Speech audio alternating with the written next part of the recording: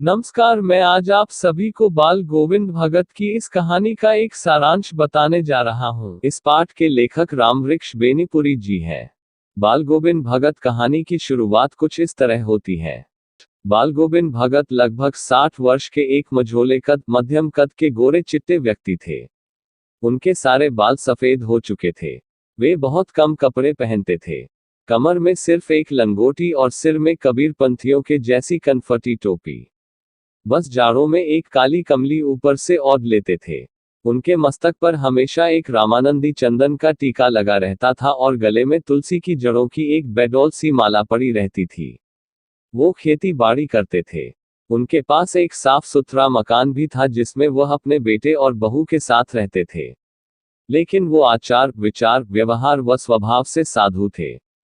वो संत कबीर को अपना आदर्श मानते थे। कबीर के उपदेशों को उन्होंने पूरी तरह से अपने जीवन में उतार लिया था। वो कबीर को साहब कहते थे और उन्हीं के गीतों को गाया करते थे। वो कभी झूठ नहीं बोलते थे। सबसे खरा व्यवहार रखते थे। दो टूक बात कहने में संकोच नहीं करते थे, लेकिन किसी से खामखा झगड़ा मोल भी नहीं लेते थे। किसी की चीज को कभी नहीं छूते थे और ना ही बिना पूछे व्यवहार में लाते। उनके खेतों में जो कुछ भी अनाज पैदा होता, पहले वो उसे अपने सिर पर लाद कर 4 कोस दूर कबीरपंथी मठ पर ले जाकर वहां भेंट स्वरूप दे देते थे। उसके बाद कबीरपंथी मठ से उन्हें प्रसाद स्वरूप जो भी अनाज वापस मिलता, उसे घर लाते और उसी से अपना गुजर बसर करते थे। वो कबीर के पदों को इतने मधुर स्वर में गाते थे कि सुनने वाला मंत्रमुग्ध हो जाता था। कबीर के सीधे साधे पद भी उनके कंठ से निकलकर सजीव हो उठते थे। आषाढ़ के माह में जब रिमझिम बारिश होती थी, पूरा गांव धान की रोपाई के लिए खेतों पर रहता था। कोई हल चला रहा होता तो कहीं कोई धान के पौधों की रोपाई कर रहा होता था। बच्चे धान के पानी भरे खेतों में उछल कूद कर रहे होते थे और औरतें कलेवा, सुबह का नाश्ता लेकर मेड़ पर बैठी रहती थी। बड़ा ही मनमोहक दृश्य होता था। जब आसमान बादलों से घिरा रहता था और ठंडी ठंडी हवाएं चल रही होती थी, ऐसे में भगत के गीतों के मधुर स्वर कान में पड़ते थे, जो कबीर के पदों को बड़े ही मनमोहक अंदाज में गाते हुए अपने खेतों में पूरी तरह से कीचड़ में सने हुए धान की रोपाई करते थे।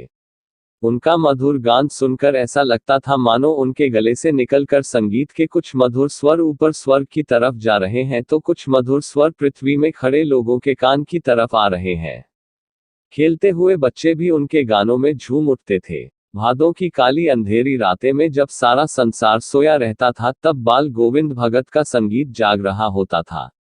कार्तिक माह के आते ही बाल गोविंद भगत की प्रभातियां शुरू हो जाती थी, जो फागुन तक चलती थी के इन दिनों वे सवेरे उठकर गांव से 2 मील दूर नदी में जाकर स्नान करते। स्नान से लौटकर गांव के बाहर ही पोखरे के ऊंचे भिंडे पर अपनी खंजरी ले जाकर बैठते और गाना गाने लगते। और गर्मियों में तो वो अपने घर के आंगन में ही आसन जमाकर बैठते और अपनी मंडली के साथ गाना गाते थे। बाल गोविंद भगत की संगीत साधना का चरम उत्कर्ष उस दिन देखा गया जिस दिन उनके इकलौते बेटे की मृत्यु हो गई। उन्होंने बड़े प्यार से अपने बेटे की शादी की। घर में एक सुंदर व सुशील बहू आई, जिसने भगत को दुनियादारी और घर गृहस्थी के झंझट से मुक्त कर दिया। इकलौते बेटे की मृत्यु के बाद उन्होंने अपने मृत बेटे की देह को आंगन में एक चटाई पर लेटाकर उसे एक सफेद कपड़े से ढक दिया और उसके ऊपर कुछ फूल और तुलसी दल बिखरा दिए और सिर के सामने एक दीपक जला दिया। फिर उसके सामने ही जमीन पर आसन लगा गीत गाते रहे, वह भी पूरी तल्लीनता के साथ। उनकी बहू अपने पति की मृत्यु पर काफी दुखी थी, इसीलिए खूब रो रही थी। लेकिन बाल गोविंद भगत पूरी तल्लीनता के साथ गाना गाए जा रहे थे और अपनी बहू को भी रोने के बजाय उत्सव मनाने को कह रहे थे। वो कह रहे थे कि बिरहिनी आत्मा आज परमात्मा से जा मिली है और यह सब आनंद की बात है, इसीलिए रोने के बजाय उत्सव मनाना चाहिए। बेटे की चिता को आग भी उन्होंने अपनी बहू से ही लगवाई और श्राद्ध की अवधि पूरी होते ही बहू के भाई को बुलाकर बहू को उसके साथ भेज दिया और साथ में यह भी आदेश दिया कि बहू की दूसरी शादी कर देना। बाल गोविंद भगत की मृत्यु उन्हीं के अनुरूप हुई। वो हर वर्ष अपने गांव से लगभग 30 कोस दूर गंगा स्नान करने पैदल ही जाते थे। घर से खाना खाकर जाते और फिर घर लौटकर ही खाना खाते। घर पहुंचने तक उपवास में ही रहते थे। रास्ते भर गाते बजाते रहते और प्यास लगती तो पानी पी लेते हैं। अब बुढ़ापा उन पर हावी था। इस बार जब वो गंगा स्नान से लौटे तो उनकी तबीयत कुछ ठीक नहीं थी, किंतु वह अपने नेम व्रत को कहाँ छोड़ने वाले थे।